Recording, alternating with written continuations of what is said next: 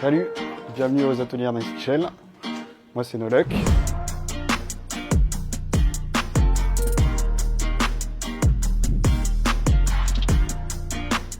Du moment où tu as ton idée, à ce que ça va ressembler, à comment tu vas la réaliser. Et après, il y a aussi toute la partie, on va dire, technique, de comment je vais faire pour parvenir à mon idée. J'ai tendance souvent à fabriquer aussi mes propres outils parce qu'il y a certains trucs que je ne vais pas forcément trouver dans le commerce.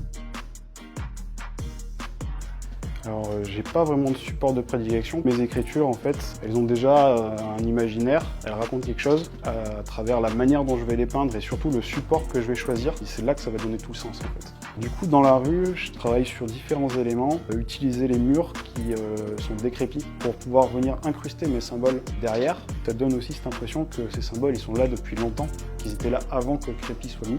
Mais après, j'aime travailler sur d'autres supports. Ça peut être aussi même le sol, faire comme des espèces de tapis qui vont habiller les rues de la ville.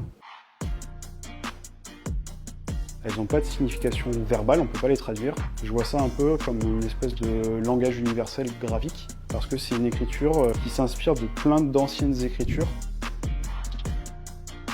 que je vais peindre sur le rond-point qui est à l'entrée de la ville.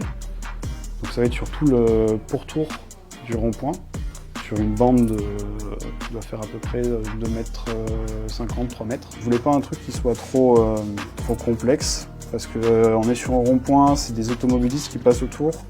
On n'a pas forcément le temps de s'arrêter sur des détails, il faut quelque chose qui soit impactant. Du coup, l'idée, c'est vraiment d'avoir une espèce de couronne de symboles tout autour du rond-point.